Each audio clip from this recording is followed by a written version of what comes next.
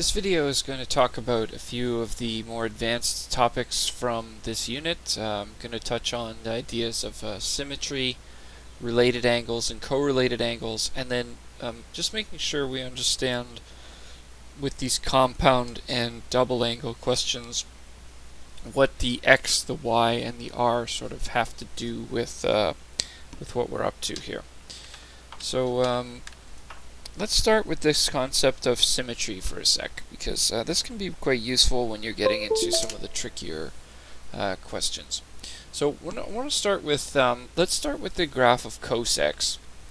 And if you look at the graph of cos x, what you notice is it has a certain type of symmetry. So you go back to thinking about what we knew earlier in the course about symmetry. I'm just going to change it to count by radians here, right? So you see cos completes one revolution. Now, if you attempt to draw cos negative x, now recall a negative inside where k would normally go for a transformation should cause the graph to reflect left to right. But when you do that with cos, you find that it actually doesn't change it, because cos has even symmetry. And this would be the idea behind the same sort of thing with a parabola, right? So like, if, let's say I had x squared, and then I draw h of negative x, and looks like h of x and h of negative x are the same because a parabola has even symmetry, and cos also has even symmetry. So this can be quite useful. Like, let's say we got an exact value question that said find the cos of negative 5 pi over 12. If you understand what I just said about symmetry, then you are free to simply change this question immediately into positive 5 pi over 12 by using the symmetry of cos to your advantage, right? So, in other words, a negative inside a cos can be removed, and that's okay, because cos has even symmetry, and therefore that can be done. Now, you do have to be careful with this if you have, like, let's say negative pi over 6, x minus 3. If you have a shift, that is going to disrupt your symmetry. So you got to be a little careful with that. Okay, but for what we're doing, I mean, that doesn't really apply. So we just have to be careful with that one. So just so I can show that one. So let's say our original cos was cos x minus 3, and then we had f of negative x, and you can see that, like, it doesn't it doesn't quite make the symmetry work anymore, right, when you have the shift involved. Okay, so that's, yeah, anyway. Now, sine and tan do not have even symmetry, and that, so one last time here, let me just demonstrate the even symmetry of cos one more time. Okay, so here's cos x, and I'm going to create a point on cos x, and then what I'm going to say is give me the same y value as my point, okay, but reverse the x value. Okay, and what happens here is you'll see that no matter which point I pick, there's always an equal point that's reflected across this line of symmetry. And that is what we know is even symmetry. F of x equals f of negative x, and it creates this sort of pattern where whatever you see on the right is a mirror image of what is on the left. Now, if I change this function to sine, you'll notice that this property no longer holds, right? Like sine, I'm up here at a maximum, whereas on the left side it's at a minimum. When I get to a minimum, the left side is at a maximum. So sine, I mean, if you may remember what kind of symmetry this is the kind of symmetry where not only is it reflected in the x-axis, it's also reflected in the y-axis. So remember, negative f of negative x. If I put negative f of negative x, you can see that the point is actually mirrored perfectly this time, right? So again, if I start at 0, 0, and then I go pi over 2 to the right, my left tail of the function goes down 1, and my part goes up 1. Then I bring it over here, and it reverses, right? And this would be the same idea behind something like x cubed. So let's make an odd function for a sec. X cubed take away x, and you can see it's the same sort of thing, right? So you have whatever's going on in the top right is also going on in the bottom left, and the points are mirrored in an odd symmetry way. What this means for our purposes is, suppose you get a question where you're asked about sine of negative 7 pi over 12, you could convert that into a positive 7 pi over 12 as long as you remember to bring the negative outside. And the reason for this, so let's just write the symmetry rules here. For cos, f of x equals f of negative x. For sine, negative f of x equals f of negative x, right? And that's the, or you know, another way you might see it is with two negatives on one and none on the other. These are both representations of odd symmetry, whereas this one is the even symmetry. Okay, so if you see a negative angle inside sine, feel free to take that negative sign and just bring it outside, right? And that's how you can use symmetry for sine. Tan is a quick, just to finish this up, tan is, it obeys the same thing that sine does. You see the symmetry is odd.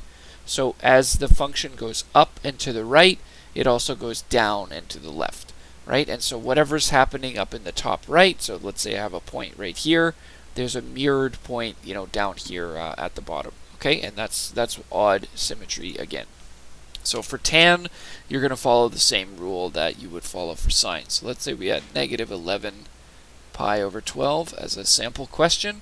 I could convert that to negative tan and then just use a positive angle instead of a negative angle. And that, so you can use symmetry with trig functions in order to get rid of negatives. Okay, so that's one thing. Now the other thing I wanted to show, so that's good. Okay, so symmetry is done. Now related versus correlated. Now we've talked about this a little bit, but let's just remind that when you are looking at the angle of a certain, you know, value, right, that this beta and this beta are the same, and similarly like this beta and this beta are the same. Okay, so let's just make up a hypothetical example. Okay, let's suggest that beta is pi over 12. Okay, so just in my particular example. So what that means is that theta 1 is pi over 12. Okay, and this would be theta 1 right there. Now theta 2 would be, okay, let's think.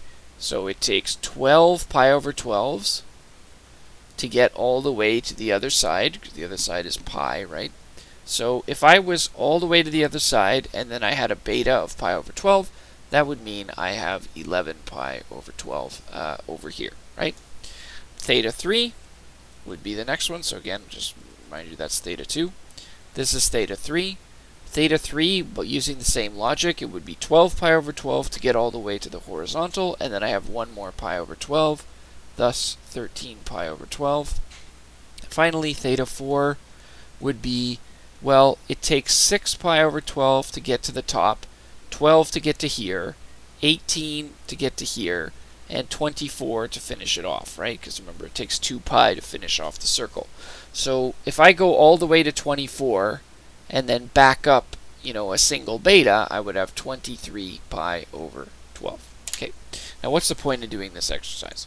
What I want to show you is that because they all share the same beta, okay, so again, let's just quickly type these in. So theta 1 equals pi over 12, theta 2 equals 11 pi over 12, theta 3 equals 13 pi over 12, and theta 4 equals 23 pi over 12. Now, what I want to do here is take the tan of theta 1, the tan of theta 2, theta 2,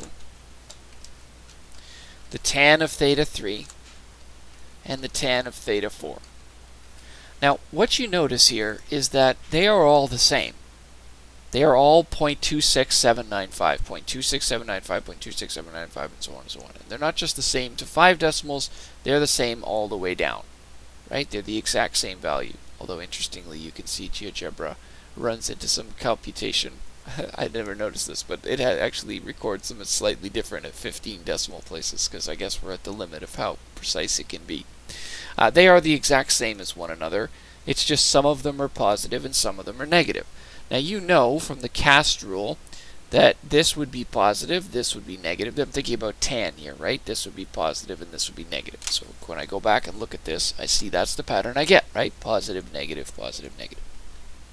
The reason I bring this up is because this means that all we ever have to do is use quadrant 1 to answer any question. We have to draw it, we have to bring it back to quadrant 1, and then we can analyze it from the perspective of quadrant 1. So let's say we got a really challenging exact value question, like let's go with this one here, the tan negative 11 pi over 12. Okay, so I'm just going to show you how you can use these tools to make this a little easier. So find the exact value of tan negative 11 pi over 12. Okay, so what's the exact value? Now, what I'm going to do with this is, first of all, I'm going to use my symmetry to, to basically kick that negative to the outside. So actually what I want to do is get the tan of regular 11 pi over 12, and then I'm simply going to make the answer negative. So how do we draw 11 pi over 12? So let's start with that. Okay, remember, if 12 is your denominator, then 12 pi over 12 would be there. Halfway would be up here, 6 pi over 12. Down here would be 3/4 of the way. 18 pi over 12. And then this one is also 24 pi over 12. Of course, I'm trying to draw 11. So 11 is going to be right over here. And you can see that the beta is pi over 12. Okay, now according to what we just talked about with beta, it must be the case that tan 11 pi over 12 is the same value in terms of absolute value as tan regular pi over 12. Okay, it must be that case because they have the same beta, right? That's what we just went through and showed. I don't know if they're both positive or both negative, but I definitely know they have the exact same, like, actual digits, the actual value. Now, of course, in my question, I'm coming from quadrant 2 to quadrant 1. And in quadrant 2, tan is negative. In quadrant 1, tan is positive, which means I can't just say that they're the same. I have to use a negative sign to show that they're related. So what I can say is that tan 11 pi over 12 is equal to negative tan of pi over 12. Okay, and what am I doing there is I'm using the cast rule to say this is the Q2 version of the angle, this is the Q1 version of the angle. They have to give me the same value because that's how beta works, but they don't have to give me the same positive or negative sign. Since this one is a negative and this one is a positive, we correct for that fact by sticking a negative in front of the other one, right? To make sure that we can solve it adequately. Okay, so now, although my question started off with tan of negative 11 pi over 12, actually what I'm going to finally end up doing is just doing negative, right? So this negative sign, then this negative sign, and then regular tan pi over 12, right? And you can see that my two negative signs are of course going to cancel out, and I'm just going to get whatever tan pi over 12 is, that's going to be my answer. So what I'm trying to explain here is that when you get a exact value question where the numbers are bigger than what you can normally do, so think about what we can normally do, right? Normally we have the following angles at our disposal: pi over 6, pi over 4, pi over 3, and pi over 2. And I suggested in one of the threads that you think about them as all 12s. 3 pi over 12, 4 pi over 12, and 6 pi over 12. Of course, a problem here immediately arises when I'm asking you to do tan of negative 11 pi over 12, because you can't make negative 11 using these pieces, right? Then there's nothing you can do to add them up or subtract them to make negative 11, at least not with only 2. Like you could do it with if you used more pieces, but we don't really want to go down that road. So instead of trying to deal with negative 11 pi over 12, what I did is I dealt with the negative by using the symmetry. Okay, so that's where this negative came from. Then I used beta to argue that, well, I don't need to do 11 pi over 12 because it's going to have the same value as regular pi over 12. And all I will need to do is correct it with a negative sign, because although they're going to have the same digits, the one I'm looking for is negative, and the one I'm doing as my answer is positive. So I got to correct that with a negative. So you can see that the first negative came from the symmetry. The second negative came from Q2 to Q1. So notice if I had been coming from Q3, for example, for tan, I wouldn't have that negative there, right? Because Q3 at tan is positive in both places. Now I've got my question down to something much easier, which is just tan pi over 12. I can look over at my patterns and I see that one easy way to get tan pi over 12 is to just do tan of 3 pi over 12 take away 2 pi over 12, and then I'm free to go ahead and do my my usual formula. So my formula, remember, is tan 3 pi over 12 take away tan 2 pi over 12, and then I have 1 plus tan, I'm just using the double angle formula, right? Tan 2 pi over 12. And I've got my, I can work through this to get my exact value, right?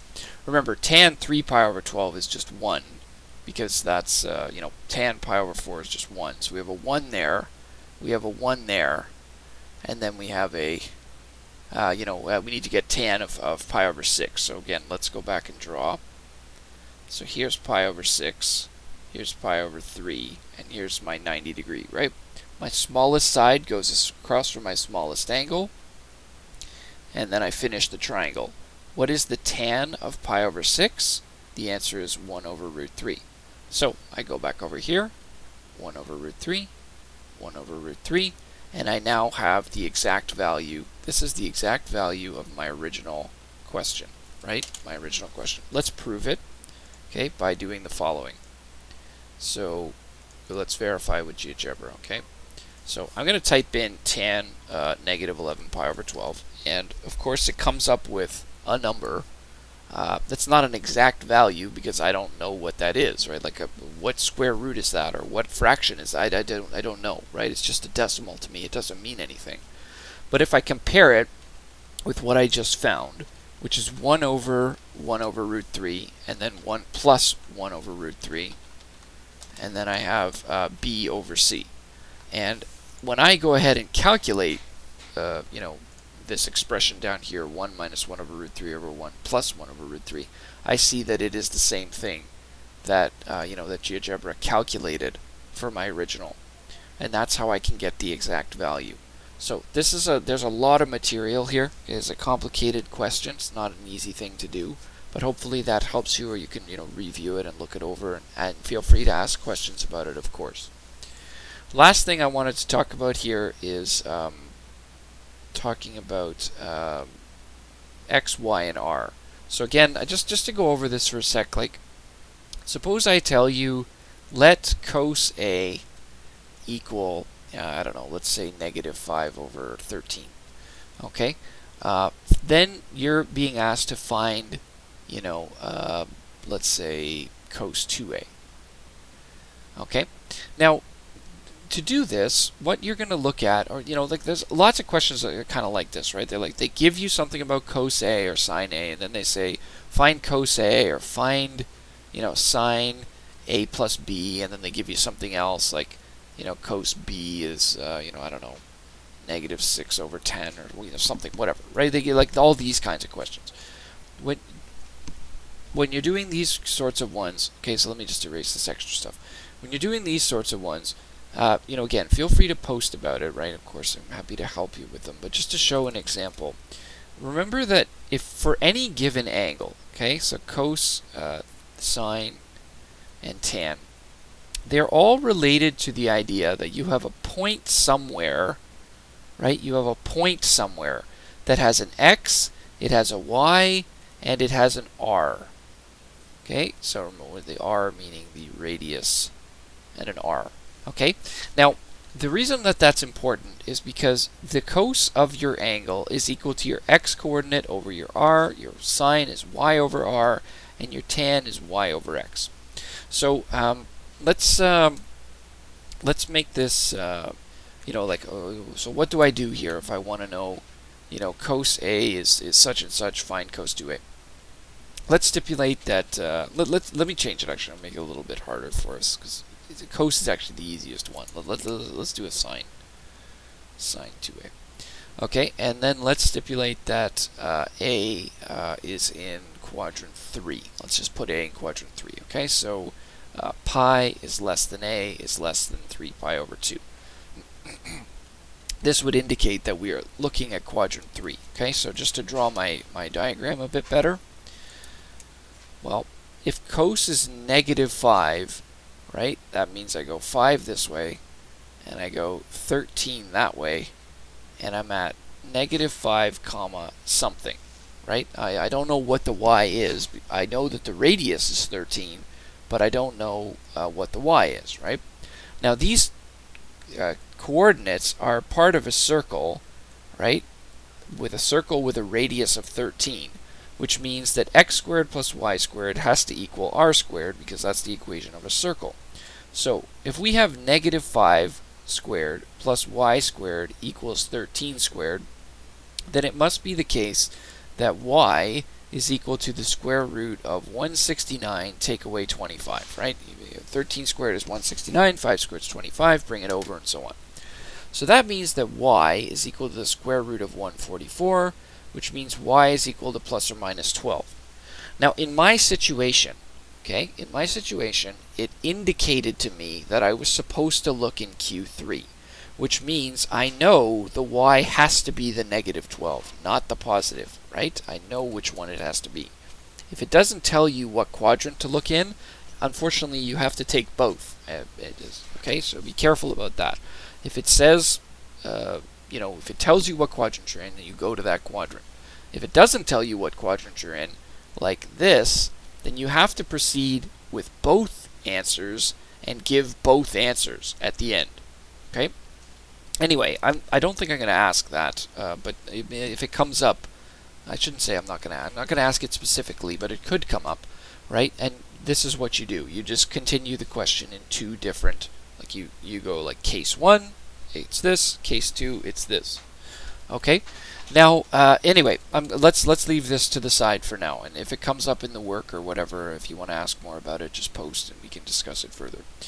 Now, in our situation, okay, it says that the point we're looking at is negative 5, negative 12, which means that the cos of A, which we already were given, is negative 5 over 13. The sine of A is negative 12 over 13, because remember, sine is equal to the y-coordinate divided by the radius. Now, why do I want this information? I want this information because I'm asked in this question to find the value of sine 2A, which is to say, what would happen to sine if you doubled the angle? Now, we know that if you double the angle, you get 2 sine A cos A, right, which is the formula. So let's plug it in. 2 times sine A. Okay, sine A is negative 12 over 13. My work up here showed that. And then cos A is negative 5 over 13, right? So what's the answer here? Well, 12 times 5 is 60. The negative makes a positive. 60 times 2 is 120. And on the bottom, you have 13 times 13, which is 169. And there you have the value of sine 2A. Okay, and that's its exact value. So that's the skill I'm looking for when you're using these sorts of compound and double angles. Let's verify my work quickly. Okay, so here's what I'm going to start with. I'm going to draw a point located at negative 5, negative 12, which is down there. Okay, then I'm going to draw a point at the origin just by typing O. I'm going to draw a segment that joins them together. And that segment has a length of 13, which is what we wanted, right? We wanted something that has a length of 13. If you draw x squared plus y squared equals 169, right? You find out that, yeah, that's a point on the edge of the circle with a radius of 13, which is exactly where, what it should be. Now let's take another point on the circle at the positive x-axis, and let's measure the angle from B to O to A. And we'll see that that angle is 4.3176 rad. And if we check the cos of that angle, okay, we get this weird-looking fraction. But that weird-looking fraction should be negative 5 over 13, because that's what we were told. We were told the cos is equal to that value. So if I do the cos of alpha, you'll see I get the exact same value.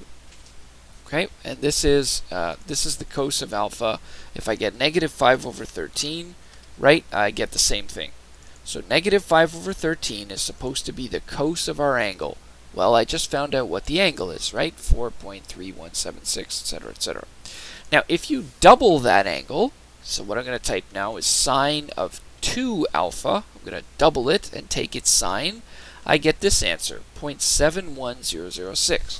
Now, if all you did in this question is use an inverse function to find the angle, double the angle, and then take its sine, you will get this answer, and it will be right, but it won't be the exact value, because how are you going to know what this number is, right? Whereas the way we've done it, we know the answer is 120 over 169. We go 120 over 169, and lo and behold, it's the same number. Okay, so if I'm asking you about exact values, try to think to yourself, I don't need to inverse sine anything. I don't need to inverse cos anything. I just need to use x, y, and r to put things into the formulas where they belong and try the questions that way. Okay, I definitely recommend that as an option. Okay, hopefully you found this helpful and got into some of the deeper, more difficult topics. And feel free to post and ask, and I can help follow up with any questions you have.